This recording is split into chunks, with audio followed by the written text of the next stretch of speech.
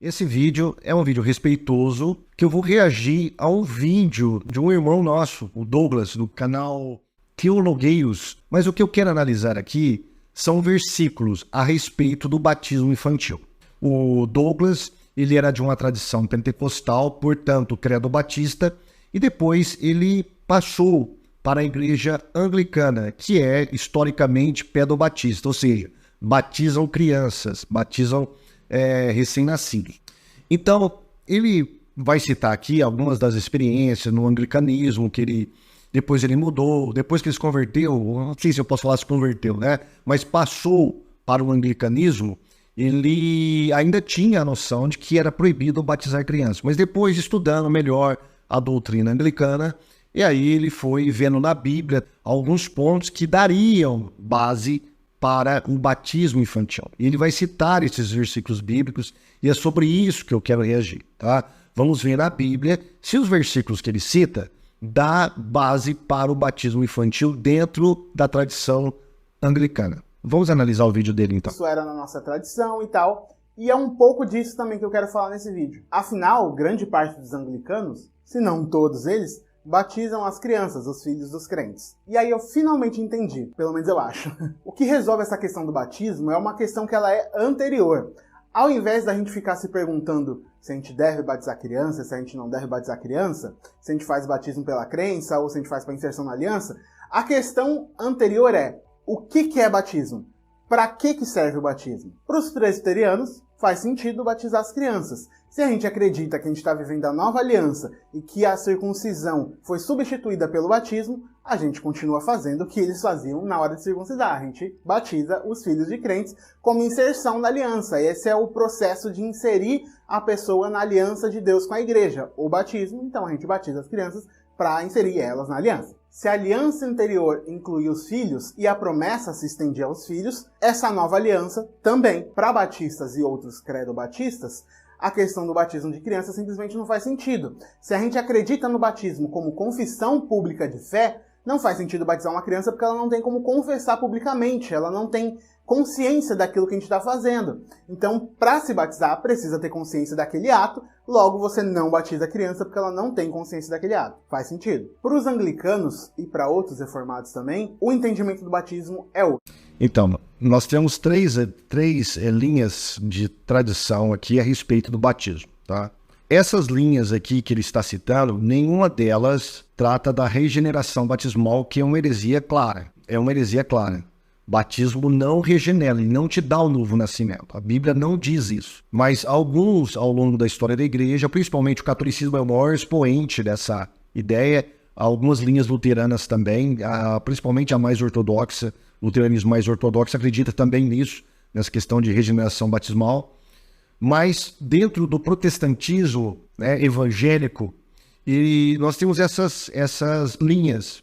O credo-batismo, que na verdade é exposto pelos batistas e os demais pentecostais, a Assembleia de Deus, que, principalmente falando em termos de Brasil, a Assembleia de Deus que saiu dos batistas e deu origem a várias igrejas pentecostais, segue essa linha batista de credo-batismo. Os reformados, tá, metodistas também, eles seguem essa linha que ele falou da aliança, porque eles acreditam que não existe uma ruptura entre os testamentos, e sim uma continuidade. Então, já que lá na antiga aliança os filhos estavam incluídos através da circuncisão, na nova aliança a circuncisão ela é um cumprimento, na verdade o batismo é o cumprimento da circuncisão e deve também incluir os filhos, e os filhos estão incluídos também, como ele bem disse aí, nessa nova aliança.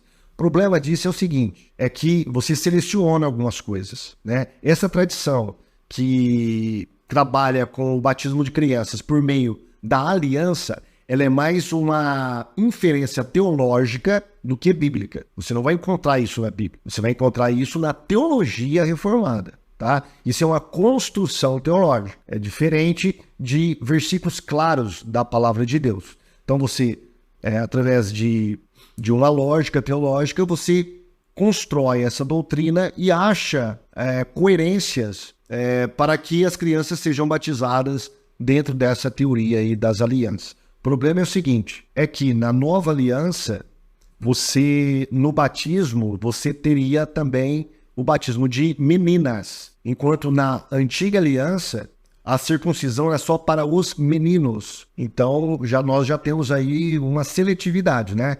Então, se nós formos seguir tudo que está na nova aliança e transportar para a antiga aliança e transportar para a nova em relação à circuncisão e o batismo, então nós deveríamos também deixar bem claro, o batismo de crianças é só para criança masculina, já que nós estamos fazendo uma transposição da circuncisão para o batismo. Olha, se lá a circuncisão é só para criança masculina, aqui também deveria ser só para o batismo só para crianças masculinas. Mas eles não fazem isso, eles batizam crianças masculinas e femininas também, né? Então, já viu que já tem algumas incoerências aí, no meu ponto de vista. E agora tem essa do anglicanismo e também do luteranismo, como o batismo como sacramento, meio de graça. O batismo, ele traz graça para você, infunde graça para você. Isso aí, eu não vejo base bíblica para isso. Eu não vejo nenhum versículo bíblico, nenhum apóstolo evangelista ensinando esse tipo de coisa. Mas também é uma construção teológica. A gente vai prosseguir aqui e analisar. É um sinal visível de uma graça que é invisível. Não é uma confissão de fé, mas é um meio estabelecido por Deus, pelo qual essa pessoa vai receber graça para ser livre dos seus pecados. Então o batismo não é o símbolo de uma decisão, mas sim o realizar de um sacramento estabelecido por Deus para recebimento de graça. Então, se a gente crê dessa forma, não tem problema batizar crianças, porque não vem delas nenhuma decisão ou nada naquele momento. É Deus vindo ao encontro dela com graça. O artigo 27 dos 39 artigos de religião resume falando o seguinte: o batismo não é só um sinal de profissão e marca de diferença com o que se distinguem os cristãos dos que não são, mas também um sinal de regeneração ou nascimento novo, pelo qual, como por instrumento, os que recebem o batismo devidamente são enxertados na igreja. As promessas da remissão dos pecados e da nossa adoção como filhos de Deus pelo Espírito Santo são visivelmente marcadas e seladas, a fé é confirmada e a graça de Deus aumentada por virtude da oração. O batismo das crianças deve conservar-se de... Aqui a gente percebe, então, que ele difere um pouquinho da Igreja Católica Romana, né?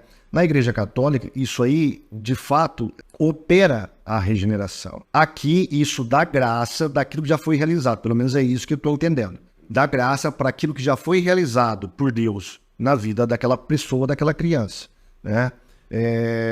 Mas eu não vejo base nem do catolicismo romano e nem do anglicanismo, como eles expõem aqui. Agora, eu não tomaria isso como uma heresia, tá? Não é uma heresia. Aliás, a igreja primitiva conviveu com esses dois tipos de coisas. E nenhum acusou um ou outro de heresia. Tá? Agora, o problema é quando você faz desses tais sacramentos, né, uma condição para a salvação. Se você não se batizar, você estará perdido e tal. Aí você já está correndo riscos. Aí você já está beirando a heresia mesmo, tá? Se não, totalmente nela. Do cumprimento dessa ordenança, o Espírito Santo, de maneira sobrenatural, vai agir no coração dessa criança para fazer com que aquela fé frutifique e faça com que ela tenha uma vida com Deus posteriormente. E convença ela, na mente dela, de que ela faz parte da família dos filhos de Deus. E aí você pode me falar o seguinte: legal, Douglas, gostei muito dessa teoria, da forma... Sim, é uma teoria, realmente, é interessante. É muito interessante você estudar a história da igreja. Que você vê várias nuances disso aí, né? Várias vertentes a respeito do batismo, a respeito da ceia, enfim, a respeito de diversas práticas dentro da igreja primitiva. E aqui tem essas práticas dentro do anglicanismo, que ele bem explicou aqui. O problema é o seguinte, é que você não tem isso na Bíblia, né? Seria muito interessante, por exemplo, você ter um apóstolo ensinando isso a respeito das crianças. Se é fundamental o batismo, assim, pelo menos um versículo pequenininho, uma linha só, deles falando sobre o batismo de criança, dando alguma orientação. Olha, o Espírito Santo vai fundir a graça nessa criança para que ela possa depois prosseguir na fé, tal como aconteceu no Antigo Testamento com o povo de Israel. Nós não temos nada disso. Nada. É puramente uma questão teológica e não bíblica. E é isso que me deixa, assim, inquietante. né? Eu fico inquieto por causa dessas questões. Ele vai citar aqui algumas fundamentações bíblicas que o anglicanismo elenca aí para tentar justificar a teoria do sacramento do batismo. Entendem que a Bíblia fala sobre isso? Como que vocês entendem que a Bíblia trata esse assunto? Isso é o mais então, importante. Meu caro jovem padawan, vamos para a Bíblia. Como a gente disse lá no começo, o Pedro Batismo ele não é claro na Bíblia. Você não tem nenhum caso explícito de uma criança sendo batizada. Mas também tem coisas que fundamentam esse pensamento do batismo dessa forma e inserindo as crianças nesse processo, nesse sacramento. Bom, aqui nós temos um problema, tá? Aqui nós temos um problema grave, que eu acho grave, que você segue uma linha exposta pelo catolicismo romano. Não está na Bíblia, mas você tem algumas alusões, tipologias que você pode encontrar. Tá? Se não está explícito, eu sei que tem doutrinas por inferências na Bíblia. Eu sei que existem doutrinas por inferência. Nós podemos construir doutrinas por inferência.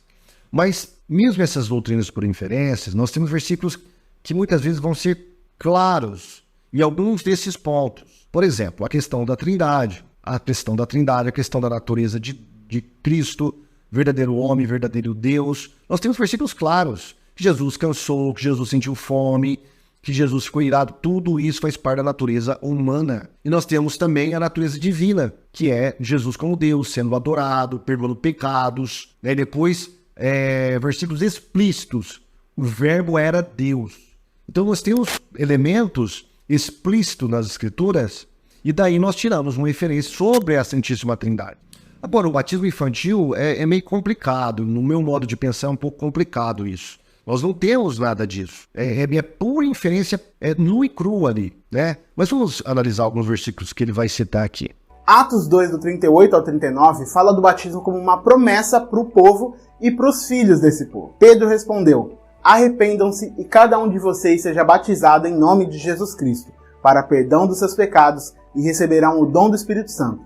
Pois a promessa é para vocês, para os seus filhos e para todos os que estão longe, para todos quantos... Bom, vamos analisar aqui. Você percebeu que ele disse que a promessa é do batismo. Aí ele vai citar Atos, capítulo 2. Vamos ver aqui, Atos, capítulo 2, onde ele cita aquele versículo conhecidíssimo, né?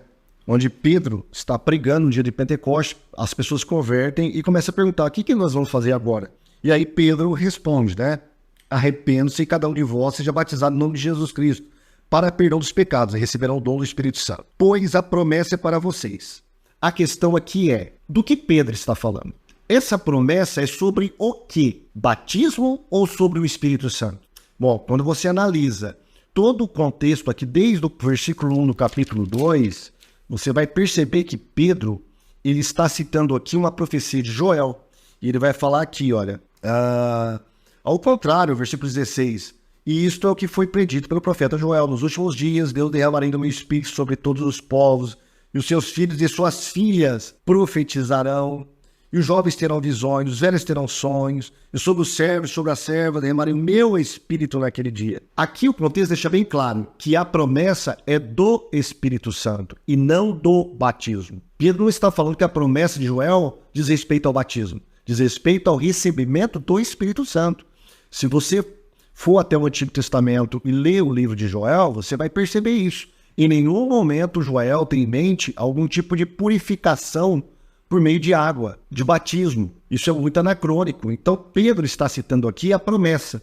Que promessa que eles receberiam? A promessa do Espírito Santo. Ah, pastor, mas está escrito aqui, está bem junto. Ele fala que vocês devem receber o batismo, seja batizado em nome de Jesus Cristo para perdão dos pecados, e receberão o dom do Espírito Santo, pois a promessa é para vocês. Olha aqui, mas o Espírito Santo não está atrelado ao batismo? Olha, neste versículo aqui, o batismo está junto com o recebimento do Espírito Santo.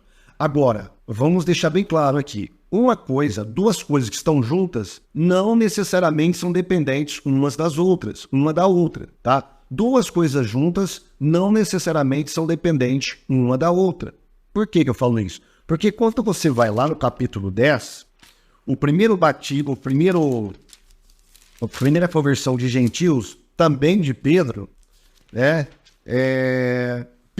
Cornélio se converte, você sabe toda a história, Cornélio se converte com toda a sua casa e tal, e eles ali recebem o Espírito Santo. Olha o que diz o versículo 44 do capítulo 10. Enquanto Pedro ainda estava falando essas palavras, o Espírito Santo desceu sobre todos os que ouviam a mensagem. Todos, cumprindo a profecia de Joel. A todos quantos nosso Deus chamar. Não só os vossos filhos e vossas filhas dos judeus, mas a todos quantos nosso Deus chamar. Aqui cabe os gentios.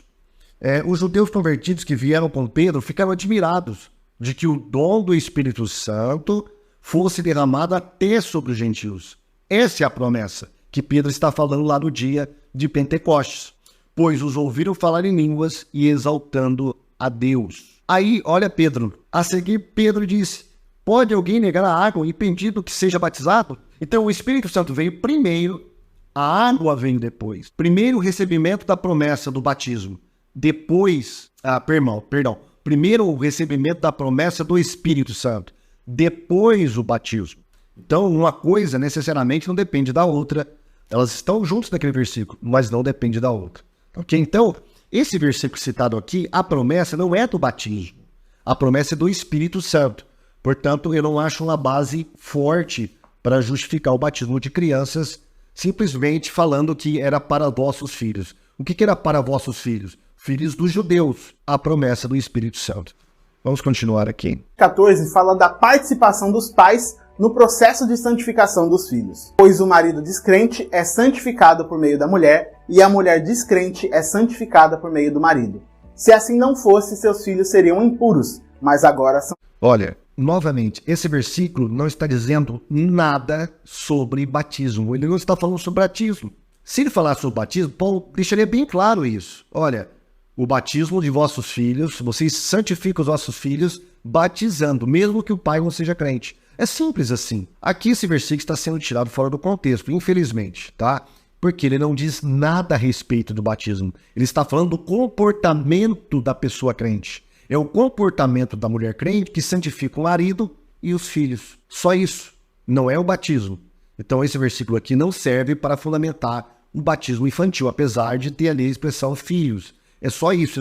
A única coisa que tem correlação é o termo filho. Mas o filho ali está fora de um contexto, tá? Está em um outro contexto. Está fora do contexto de batismo. Está em um outro contexto. Isaías 54:13 fala sobre o próprio Deus ensinando o caminho a qual as crianças devem andar. Todos os seus filhos serão ensinados pelo Senhor, e grande será a paz de suas crianças. Se a promessa inclui as crianças e o sacramento necessário... Olhem, novamente, outro versículo que não diz nada sobre o batismo. Isaías não tinha em mente o batismo de crianças, tá? Isso aí tá falando de outra coisa. Não tem nada a ver com o batismo. Novamente aparece a expressão ali, crianças, filhos, essas coisas. Mas isso não dá base para você dar um salto gigantesco, quântico, para o batismo infantil. Tá certo que Deus vai ensinar as crianças, mas não tá falando que é através do batismo. É através da vida dos pais, como ele citou Coríntios aqui, agora há pouco, né? A santificação através... do pai e da mãe crente, é um modo de Deus estar ensinando os nossos filhos também. Então, os pais crentes, eles têm a obrigação de ensinar os filhos no caminho que devem andar. É assim que Deus estará ensinando os nossos filhos, através do nosso comportamento, através da nossa pregação, através da nossa vida cristã. Logo, a gente batiza as crianças. É simples desse jeito. Mas Douglas, o que garante que a criança que foi batizada vai permanecer no caminho de Deus? Nada. Assim como nada impede uma pessoa adulta batizada também se desviar dos caminhos e não caminhar mais com Deus. A gente batiza porque Deus falou que é para batizar. É uma ordenança de Deus. Eu gosto muito de algo que eu li ontem, inclusive, no livro Liturgia do Ordinário, da Tish Warren. Ela utiliza o exemplo do batismo de Jesus. Quando Jesus é batizado, a gente ouve a voz do céu falando: Tu és o meu filho amado, em ti me agrado. Jesus ainda não tinha feito nenhum milagre. Jesus ainda não tinha cumprido a vontade do Pai de morrer na cruz. Jesus não tinha curado ninguém. Jesus ainda não tinha multiplicado nada. Mas o amor do Pai estava lá presente. É óbvio que a gente está falando de Jesus, que é Deus. Mas ainda é interessante perceber que, como antes de qualquer atitude ou qualquer coisa que a gente possa ter feito, a declaração do amor de Deus está lá, antes de qualquer atitude que a gente possa ter tomado. A identidade de Cristo, de Filho amado do Pai, veio antes dele fazer qualquer coisa. mas logo depois do seu batismo. É nessa afirmação batismal de que nós somos filhos de Deus, mesmo antes da gente fazer qualquer coisa que poderia nos tornar dignos, que a gente descobre e somos abraçados pelo amor de Deus. O que vale guardar para esse vídeo, então, é que ele não é uma tentativa de te convencer do pé do batismo, te mostrar de que é verdade, que todo mundo tá errado. É explicar que o modo pelo qual você pensa batismo, o que ele é...